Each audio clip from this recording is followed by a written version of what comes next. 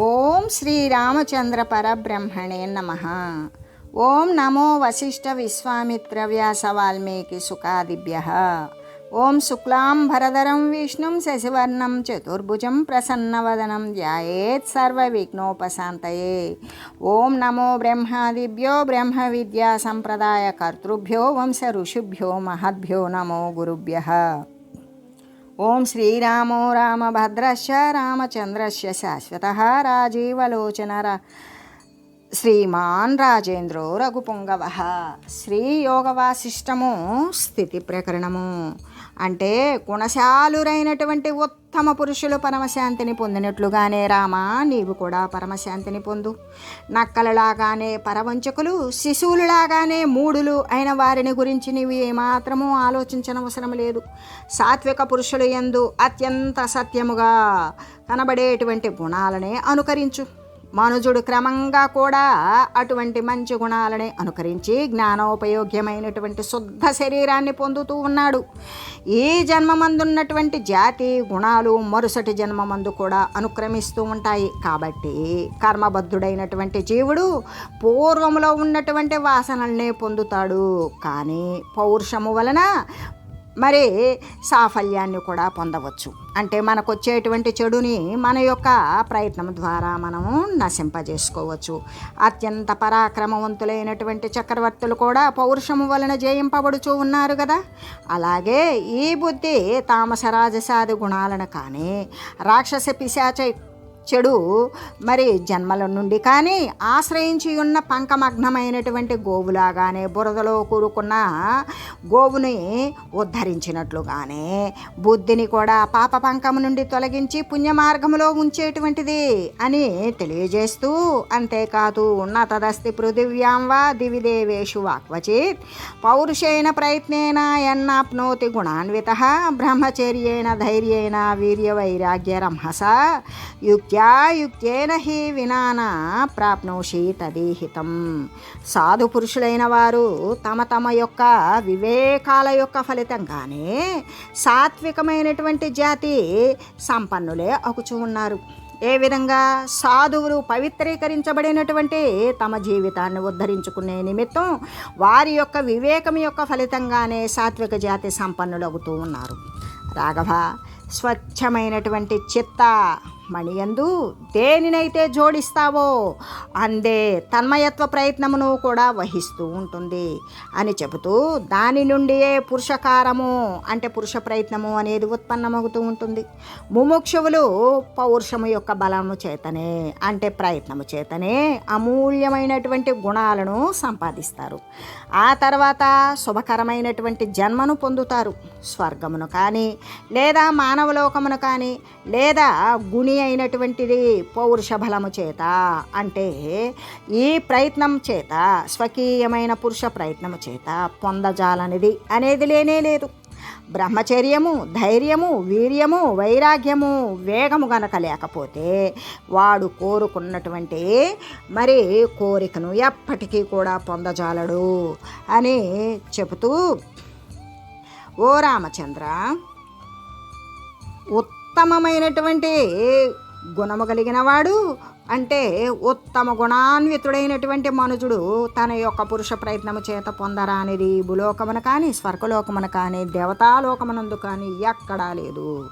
కాబట్టి రామ, బ్రహ్మచర్యము, ధైర్యము, గొప్ప వీర్యము అంటే బలము, తీవ్రమైనటువంటి వైరాగ్యము అంటే జ్ఞానము అనేటువంటిది అటువంటి బోధ జ్ఞానము లేకపోతే నీవు అవాంఛితమైనటువంటి పరమాత్మ పదమును కోరనట్టి పరమాత్మ పదం ఏదైతే ఉన్నదో దానిని ఆ పదాన్ని నువ్వు పొందలేవు అని చెబుతూ, హితం మహాసత్వతయాత్మతత్వం విధాయ బుద్ధ్యా భవవీతశోకః తవ క్రమేణైవ తతో జనోయం ముక్తో భవిష్యదవీతశోకః. నీకు ఉపదేశించినటువంటి ఈ ఆత్మతత్వము ఆత్యంతికమైనటువంటి దుఃఖ నివృత్తికరము, నిరతిశయ శాంతిప్రదము, సకల జన హితకరము, విశుద్ధ సత్వగుణమును కూడా పెంపొందించి బుద్ధి బలము చేత ఆత్మభావమున స్థిరుడివై సుఖశాంతిని పొందు అంతేకాదు ఇతరులు కూడా అట్లే ముక్తిని కూడా పొందగలుగుతారు. ఎలాగంటే ఓ రామ, ఆత్యంతికమైన దుఃఖరాహిత్యము నిరతిశయానందము కనుక సంప్రాప్తింపజేయునిదే అగుట చేత అత్యంత హితమైనట్టి ఈ నా చేత బోధింపబడినటువంటి ఆత్మతత్వాన్ని విశుద్ధమైన సత్వగుణోపేతమైనటువంటి బుద్ధి చేత బాగుగా శ్రవణం చేసి దానిని అనుసరించి దృఢపరుచుకో. అలా దృఢపరుచుకున్నావా దుఃఖరహితుడివే అవుతావు. నీవు ఆచరించేటువంటి క్రమాన్ని చూచి ఆ తర్వాత తక్కిన అధికారి జనులు కూడా అదే ప్రకారంగా అనుష్ఠిస్తూ దుఃఖరహితులు మరి అవుతారు అనే చెబుతూ, పాశ్చాత్య జన్మని వివేక మహామహిమ్న యుక్తే త్వయి ప్రసృత సర్వగుణాభిరామే సత్వస్థ కర్మణి పదం కురు రామభద్ర మైషా కరోతు భవసంగ విమోహ చింత. అంటే ఓ రామచంద్ర, నీవు ఇప్పుడు మహామహిమాన్వితుడివే అయ్యున్నావు. శాంతి మొదలైనటువంటి గుణాలు అన్నీ కూడా నీకు అబ్బినవి. సాత్వికమైనటువంటి జన్మను కూడా పొంది ఉన్నావు. అందువలన దానికి ఉచితంగానే నీవు దానికి తగినట్లుగానే వర్తించు. సంసారము పట్ల ఆసక్తి అనేటువంటి మోహచింత నీ హృదయమున ఏమాత్రము కూడా నిలయము అనేటువంటిది ఉండకుండా ఉండుగాక, అంటే తావు బడయకుండుగాక అని శ్రీ వశిష్ఠ గురుదేవులు ఆ యొక్క స్థితి ప్రకరణమునందు గుణ సంపత్తి అభిమాన వర్ణనాన్ని గురించి తెలియజేస్తూ ఈ విధంగా అంటే ఇంకా కూడా ఇలా చెప్తూ ఉన్నారు. అధస్థితి ప్రకరణ ధనంతరమిదం శృణు ఉపశమ ప్రకరణం జ్ఞాతం నిర్వాణి కార్యేత్. అంటే ఎప్పటి వరకు కూడా స్థితి ప్రకరణము అనేటువంటిది చెప్పబడింది. ఈ స్థితి ప్రకరణము అనేటువంటిది ఇప్పటితో ముగిసిపోయింది. ఇప్పుడు స్థితి ప్రకరణము అనేటువంటిది కాకుండా ఉపశమ ప్రకరణము అనేటువంటిది ప్రారంభిస్తూ, నాయన నీవు ఈ స్థితి ప్రకరణమునందు నీవు ఉండవలసినటువంటి స్థానాన్ని పొంది ఉన్నావు. నీవు మహామహిమాన్వితుడు అయ్యావు. శాంతి మొదలైనటువంటి గుణాలు అన్నీ కూడా నీకు అబ్బినవి. అంతేకాదు నీ యొక్క దేహం కూడా సాత్వికమైనటువంటి జన్మను పొందింది. అందువలన దానికి ఉచితమైనటువంటి రీతిలో నీవు నీ యొక్క ప్రవర్తన కొనసాగించు. సంసారాసక్తి అనేటువంటి మోహచింత నీ హృదయమున ఎప్పుడూ కూడా ఉండకూడదు, ఉండలేదు అని చెబుతూ శ్రీ వశిష్ఠ గురుదేవులు ఇప్పుడు ఉపశమ ప్రకరణము అనేటువంటి దానిని గురించి చెబుతూ, అయితే ఓ రామ, స్థితి ప్రకరణానంతరము అంటే స్థితి ప్రకరణము ఏ విధంగా స్థితి కలిగి ఉండాలి అనే విషయాన్ని గురించి బోధించారు.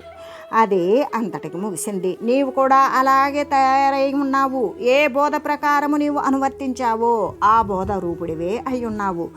దాని తరువాత ఇప్పుడు ఉపశమ ప్రకరణము గురించి నీవు విను అని చెబుతూ ఇది నిర్వాణ పదాన్ని కలగజేస్తుంది. ఏ మోక్షతత్వం అయితే ఉంటుందో ఆ మోక్షాన్ని ఇది కలగజేస్తుంది. ఎటువంటి మోహం అతిశయిల్లి ఉంటుందో అది ఆ అతిశయిల్లినటువంటి అసలు మోహము అనేటువంటి దాన్ని క్షయింపజేస్తుంది. ఆ స్థితిని కలగజేసేటువంటిదే ఈ యొక్క మరి ఉపశమ ప్రకరణము అని చెబుతూ, అంతేకాదు శరతారకితాకాశస్తి మితాయాంశు సంసది కథయత్యేవ ఆహ్లాది వశిష్ఠే పవనం వచ శ్రవణార్థిత్వమౌనస్తప్తార్థివే సంసదంతరే నిర్వాతి వనిస్పంద కమలే కమలాకరే ఆకర్ణయతి వాసిష్ఠిర్గిరో దశరథో రసాత్ కలాపిని వజీమూత నిర్హాదాన్ముక్త వర్షణాత్. శరత్కాలములో ఉన్నటువంటి తారాగణయుక్తమైన ఆకాశములాగా, అంటే శరత్కాలంలోనే ఉంటాయా తారాగణం, మిగతా అప్పుడు ఉండదా అంటే ఉంటుంది. కానీ మేఘావృతమై ఉన్నప్పుడు మేఘానికి ఆవల ఉన్నటువంటి తారలు నక్షత్రాలు కనిపించవు. అదే శరత్కాలంలో అయితే మేఘాలు లేకుండా నిర్మలంగా ఆకాశం ఉంటుంది. కాబట్టి ఆ ఆకాశమునందు ఉన్నటువంటి తారాగణాలతో కూడిన అంటే నక్షత్రాలతో కూడిన ఆకాశము అలా ఉంటుంది. ఆ ఆకాశంలాగానే ఆ దశరథుని సభ అంతా కూడా నిశ్చలంగా ఉంది. ఎందుకు? శ్రీరామచంద్రుడు, శ్రీ వశిష్ఠ మహర్షి, విశ్వామిత్రుడు, మహామునులు, సిద్ధులు, సాధ్యులు, దేవ కిన్నెర గంధర్వులు, మరి ఎక్కడెక్కడ నుండో వచ్చినటువంటి మహనీయులు, సామంతరాజులు, రాజులు, మరి రాజస కుటుంబ సభ్యులు, వీరంతా కూడా వీరి ఇరువురి యొక్క సంభాషణను వింటూ ఉన్నప్పుడు ఆ యొక్క అంటే నక్షత్రాలతో కూడుకున్న నిర్మలమైన ఆకాశంలాగానే దశరథుని సభ అంతా కూడా నిశ్చలంగా ఉన్నది. అప్పుడు వశిష్ఠ భగవానుడు ఏమంటున్నారు అంటే ఆనందముతో కూడినటువంటి పవిత్రమైన వచనాలను పలుకుతూ ఉన్నారు.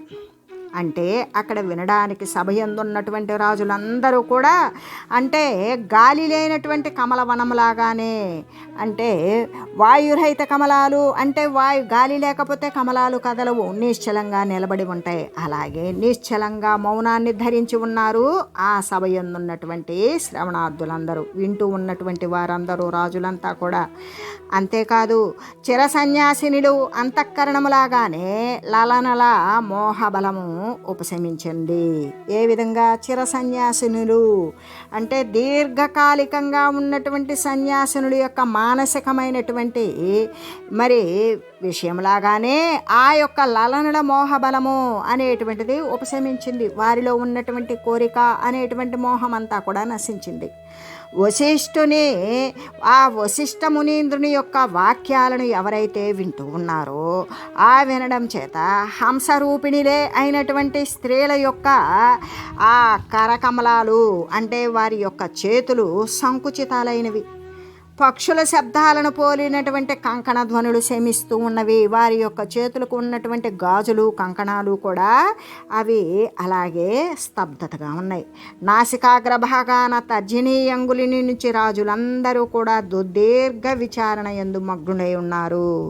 అంటే ముక్కు చివర భాగంలో తర్జనీ అంగుళి అంటే ఈ యొక్క అంటే చిటికిన వ్రేలు కంటే కూడా ముందు వ్రేలు.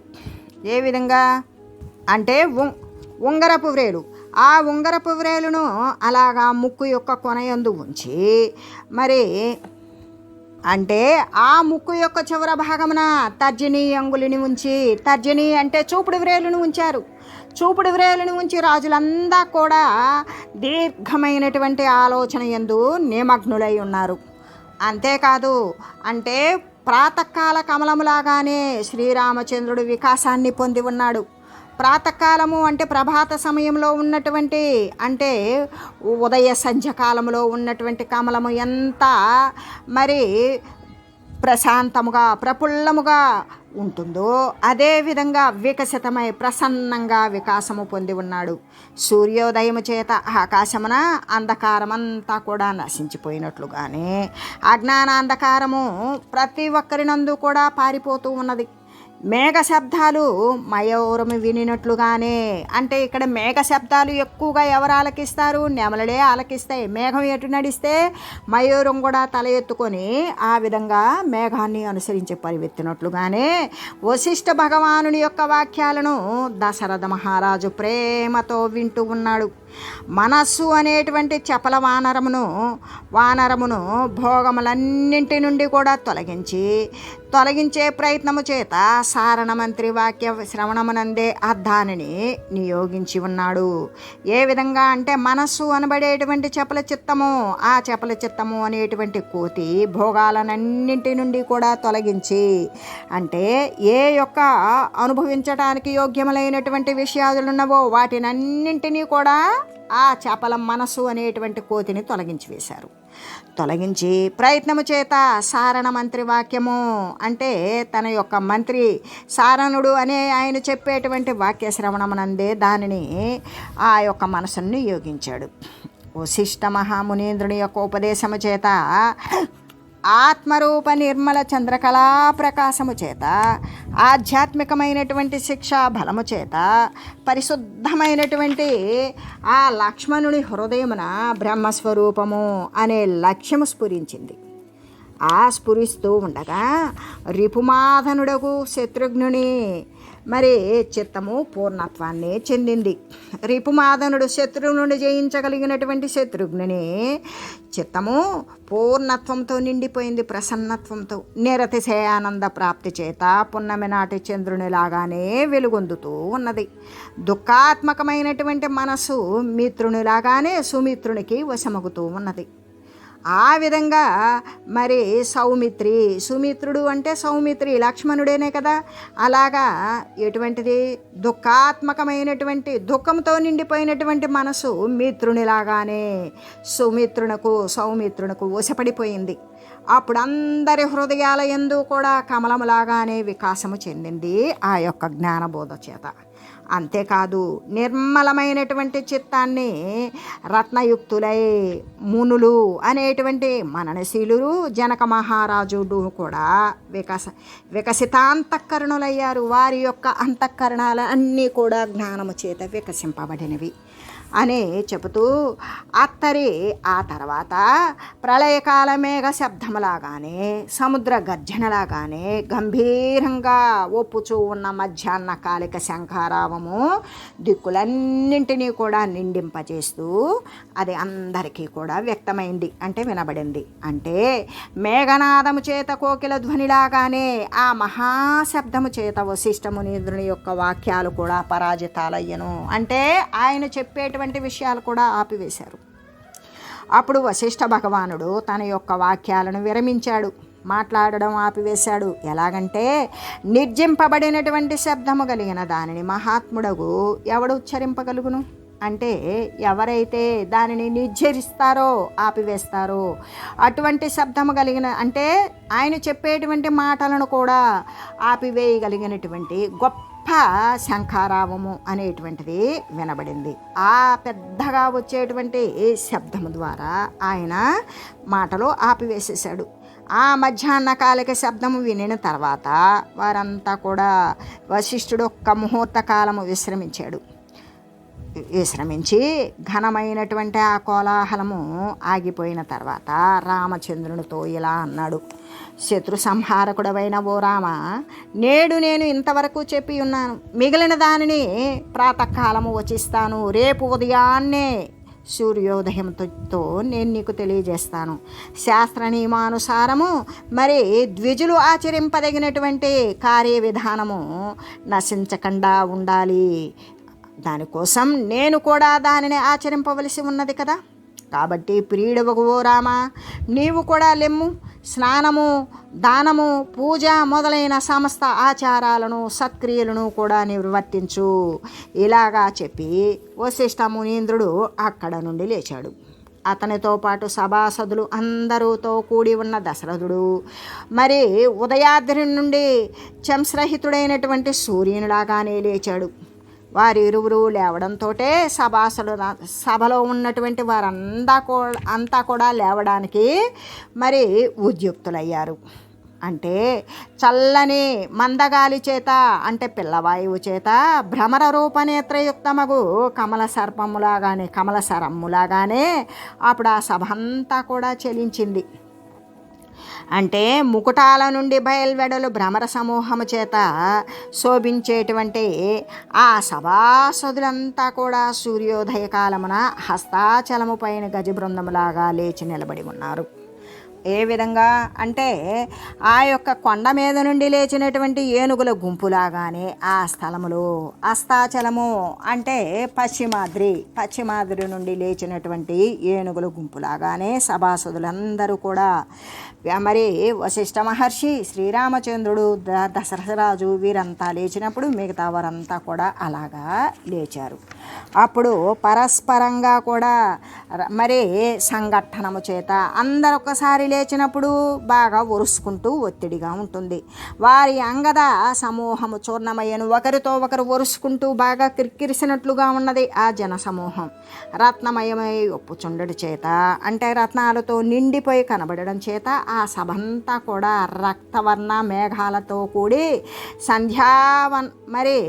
సంధ్యా సమయమును సూచిస్తూ ఉన్నది. రత్నాలన్నీ కూడా ఒరుసుకొని ఉండడం చేత అదంతా కూడా సాయం సమయమా అన్నట్లుగా ఉన్నది ఆ సభా ప్రాంగణం. పడుతూ ఉన్న శిరోభూషణాల యందలి భ్రమరముల శబ్దముల చేత కూడినది. ఏ విధంగా మరి వారి యొక్క శిరోభూషణాలు, కొంతమంది రాజులు అలంకరించుకున్నటువంటి మొకటాలు ఉన్నాయి కదా, ఆ యొక్క మొకటాల నుండి కొన్ని రత్నాలు రాలిపోతూ ఉన్నాయి. అవి ఎట్లా ఉన్నాయి అంటే టపా టపా రాలిపోవటంతో తుమ్మిదల యొక్క ఝుంకారం లాగానే ఉన్నది. అంతేకాదు మరి ముకుటముల యందలి అంటే మొకటముల యందలి పలు విధ మణుల యొక్క ప్రకాశము చేత వారి యొక్క మరి ఆ తలకు తగిలించేటువంటి కిరీటాల యొక్క రకరకాల మణులకు, ఆ మణుల యొక్క ప్రకాశం చేత ఆకాశమును ఇంద్రధనుసు నిర్మించబడిందా అన్నట్లుగా ఉన్నది. అంతేకాదు ఆ సభలో ఉన్నటువంటి వనితలు అనబడే లతల యొక్క కరపల్లవములందలి చరములను మంజరి సమూహం గలదియు, అంతేకాదు మదగజాల యొక్క విక్షుబ్ధమునర్చినదియు అగు వనములాగానే కనబడుతూ ఉన్నది. మరి దానిలో ఉన్నటువంటి స్త్రీలు మహిళలు కూడా లేచారు. అంతేకాదు మదగజాలు గనక ఘేంకరిస్తే ఎటువంటి శబ్దం అనేటువంటిది వనములో ఉంటుందో అలాగే ఉన్నది. పరస్పర సంఘటన చేత అంటే ఒకరితో ఒకరు మరి తగులుతూ ఉన్నారు.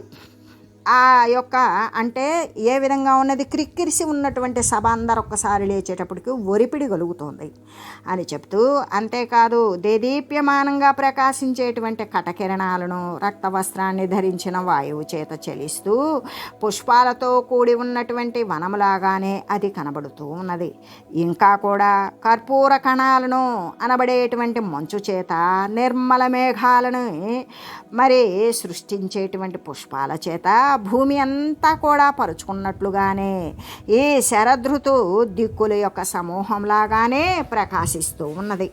చలించేటువంటి ఆ మకుటమణుల యొక్క వారి యొక్క కిరీటాలు ధరించి ఉన్నారు కదా, వాటిలో మరి నిక్షిప్తం చేసినటువంటి మణుల యొక్క అగ్రభాగంలో నుండి బయటకు వచ్చేటువంటి కిరణాల యొక్క సమూహము చేత ఆకాశమంతా పసుపు వర్ణంగా కనబడుతూ ఉన్నది. వికసితమల యుక్తమై సంధ్యాకాలమందు దినకృత్యాలను ఉపసంహరించినది అయి ఉన్నది.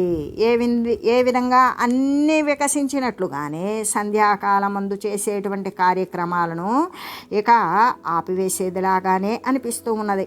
రత్న కిరణాలు అనబడేటువంటి జలరాశి యందు ముఖమండలములు అనే కమలములు కలిగిన ఈ పుధ్వనులు కలిగి శబ్దమునరుస్తూ సారస పక్షులతో కూడుకొని కనబడుతూ ఉన్నది. అంతేకాదు కమలాల చేత నిండబడిన సరస్సులాగానే అనేకమైనటువంటి రాజుల చేత వ్యాప్తమై ఉన్నటువంటిది, పలు విధాలైనటువంటి ప్రాణికోట్లతో కూడి అద్భుతమైనటువంటి నూతన సృష్టిలా గానే కనబడుతూ ఉన్నది ఆ సభా ప్రాంగణం.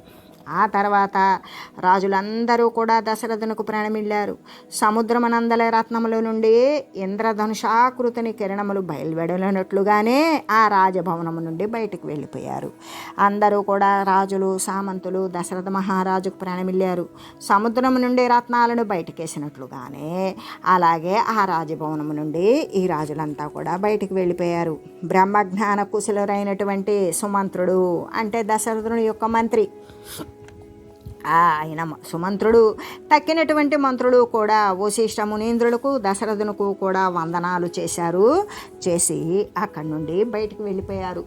ఆ తర్వాత వామదేవుడు విశ్వామిత్రుడు మొదలైనటువంటి ఋషి పొంగవులు వశిష్ఠ మునీంద్రుని ఎదుట నిలబడి వాని యొక్క రాక కోసం నిరీక్షిస్తూ అంటే ఎదురు చూస్తూ ఉన్నారు. దశరథుడు కూడా మునులందరినీ పూజించాడు. వారిల నుండి సెలవు గైకొన్నాడు. మరి ఆయన యొక్క కార్యార్థం వెళ్ళిపోయాడు. వనవాసులు వనానికి వెళ్ళారు. ఆకాశ నివాసులు ఆకాశానికి ఎగిరిపోయారు. నగర నివాసులు నగరానికి వెళ్ళిపోయారు. మరలా కూడా ప్రాతకాలం వచ్చేదానికి ఇక ప్రాతకాలం వస్తుంది, దానికోసం వారు నిరీక్షిస్తూ ఉన్నారు. అంతేకాదు దశరథుని యొక్క వశిష్ఠుని యొక్క ప్రార్థనను అంగీకరించి విశ్వామిత్రుడు ప్రేమతో ఆ రాత్రి వశిష్ఠుని మునీంద్రుని యొక్క ఎంటనే గడిపాడు. ఆ విధంగా అప్పుడు ఉత్తమమైనటువంటి బ్రాహ్మణుల చేతను రాజుల చేతను మునుల చేతను దశరథ పుత్రుడగు రాముడు మొదలైన ఆయన యొక్క అనుజుల చేతను కూడా పూజింపబడి కొలువబడి వశిష్ఠ మునీంద్రుడు దేవతల చేత అభినందించబడి సర్వలోక పూజ్యుడకు బ్రహ్మదేవుడు బ్రహ్మలోకమునికేకు విధంగానే తన యొక్క ఆశ్రమానికి వెళ్ళిపోయాడు వశిష్ఠ మునీంద్రుడు. తన యొక్క చరణాలకు మ్రొక్కినటువంటి రాముడు మొదలైనటువంటి దశరథుని యొక్క సూతులకు అందరికీ కూడా వశిష్ఠ మునీంద్రుడు సెలవు సంగాడు. వెళ్ళి రమ్మన్నాడు. వారిని అక్కడనే నుండి పంపించి వేశాడు. పంపించి నభశ్చరాంధరణిచరా నధశ్చరా ద్వే దశరాన్వే సృజ్య సంస్కృత గుణగోచరాం చతాన్ యథాక్రమం స్వగృహముదార సత్వవాం శకారత్తాం ద్విజజనవాసర క్రియాం. ఈ విధంగా అంటే తన యొక్క గణాలను కీర్తిస్తూ ఉన్నటువంటి ఆకాశము మొదలుకొని పృథివీ పాతాల నివాసులందరికీ కూడా యథారీతి సెలవిచ్చాడు. ధైర్యము ఉదారము గుణాలతో విశిష్టుడైనటువంటి వశిష్ఠ మునీంద్రుడు అంతా తన యొక్క సొంత సదనానికి తను ఉండేటువంటి గృహానికి ప్రవేశించాడు. మరి బ్రాహ్మణులకు ఉచితమైనటువంటి క్రియలు ఏవైతే ఉన్నాయో ఆ పంచమహాయజ్ఞాదులను కూడా చేశాడు అని చెబుతూ ఈ విధంగా ఈ యొక్క ఉపశమ ప్రకరణంలో ఆహ్నిక వర్ణనము అనేటువంటి దానిని గురించి తెలియజేశాడు. అప్పుడు శ్రీ వాల్మీకి మహర్షి అంటూ ఉన్నాడు, మరి తే సమేత్య గృహం గత్వా రాజపుత్రాః శశిద్విషః చక్రుః సర్వమశేషేణ స్వసన్మత్సు దినక్రమం. చంద్రునిలాగానే ప్రకాశవంతులకు ఆ రాజులంతా కూడా వారి వారి గృహాలకు వెళ్ళిపోయారు. అక్కడ దైనిక కృత్యాలు, ఏ రోజు చేయవలసినటువంటి కృత్యాలు వాటినన్నింటినీ కూడా పూర్ణంగా చేసివేశారు. చేసిన తర్వాత వశిష్ఠుడు, రామచంద్రుడు, మరి రాజులు, మునులు, బ్రాహ్మణులు తమ తమ నివాసాలయందు వక్ష్యమాణ క్రమమున స్వోచిత కార్యాలను నిర్వర్తించారు. ఆ విధంగా సాయంకాలం చేయవలసినటువంటి క్రియలు అన్నీ కూడా రాజులు, మునులు, బ్రాహ్మణులు, వశిష్ఠుడు, దశరథుడు, రామచంద్రుడు వీరంతా కూడా వారి వారి కార్యాలను నిర్వర్తించారు. తర్వాత తెలుపు, ఎరుపు, నల్లని కమలాలైనటువంటి చక్రవాక, హంస, సారస పక్షులు కలిగి మనోహరంగా ఉన్న తటాకాలయందు స్నానాలు చేశారు. గోవులను, భూమిని, మరి తిలహి రస్యాదులను వీటన్నింటినీ కూడా పూడుకునేటంత వరకు భోజన వస్త్రాదులను అన్నింటికీ కూడా బ్రాహ్మణులకు దానం చేశారు. గోదానం, భూదానం, తిలదానం, మరి బంగారు దానం, మరి పడుకునేటువంటి పడకల దానం, ఆసనాల దానం, భోజనం దానం, వస్త్రదానం ఇవన్నీ కూడా బ్రాహ్మణులకు దానం చేశారు. సువర్ణరత్నాలతో కూడి ఉన్నటువంటి విచిత్రమైన దేవాగారం లాగానే కనబడుతూ ఉన్న తమసా నదాలయందు విష్ణువు, మహేశ్వరుడు, అగ్ని, సూర్యుడు దేవతలను పూజించారు. ఆ తర్వాత పుత్రుడు, పౌత్రులు, మిత్రులు, దాసులు, బంధువులు మరి సుహృద్గణాలతోటి కూడి ఉచితమైనటువంటి పదార్థాలను భూజించారు. అప్పుడు ఆ నగరమందు దినమందలి అష్టమాంశం మాత్రము శేషించి ఉన్నందున ఆ ప్రదేశమంతా కూడా మిగుల మనోహరంగా ఉన్నది. వారంతా కూడా సాయంకాలమున పురాణ ధర్మశాస్త్రావలోకనాది దానికి సంబంధించినటువంటి తత్కాలోచితమైనటువంటి క్రియలను నెరవేర్పనంతా సూర్య భగవానుడు అస్తమించాడు. అప్పుడు అందరూ కూడా సంధ్యావందనం ఆచరించారు. అగమర్షణములు లెస్సగా జపించారు. మరి స్తోత్రాలను పఠించారు. మనోహరాలైనటువంటి గీతాలను పాడారు. ఆ తర్వాత కామిణులు దుఃఖాన్ని హరించు రాత్రి క్షీర సముద్రోత్పన్నము ఆనందజనకము అయిన చంద్రుడి నుండి వెన్నెలలాగానే వ్యక్తమైంది.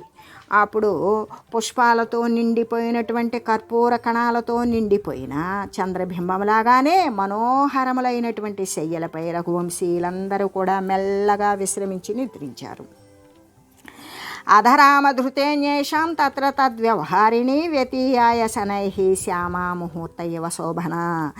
ఆ తర్వాత శ్రీరామచంద్రుడికి తప్ప తక్కిన వారందరూ కూడా కాలానికి తగినట్లుగా నిద్ర మొదలైన వ్యవహారాల చేత ఆ రాత్రి క్రమంగా ముహూర్త కాలంలో గడిచిపోయింది. సుఖమైన నిద్రను పొందారు ఒక్క శ్రీరామచంద్రుడు తప్ప అని చెబుతూ తస్తౌ రామస్తు తామేవ వాసిష్ఠిం వచనావళిం చిన్మయన్ మధురోధారాం కరిణిం కలభోయద. శిశువు గనక గజగజమును సంస్మరించుచుండునట్లుగానే, అంటే ఈ రాముడు ఏ విధంగా శ్రీరామచంద్రుడు వశిష్ఠ మునీంద్రుడి చేత ఉపదేశింపబడినటువంటి మధుర వాక్యాలను, ఆ యథార్థమైనటువంటి వచనాలను ఇలాగా చింతన చేస్తూ ఉన్నాడు అని తెలియజేస్తూ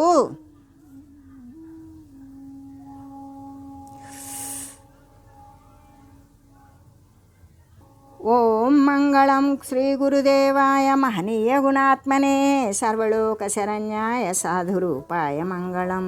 ఓం మంగళం కోసలేంద్రాయ రామాయ రామభద్రాయ చక్రవర్తి తనూజాయ సార్వభౌమాయ జానకీ వల్లభాయ శ్రీరామచంద్రాయ మంగళం. ఓం తత్సత్.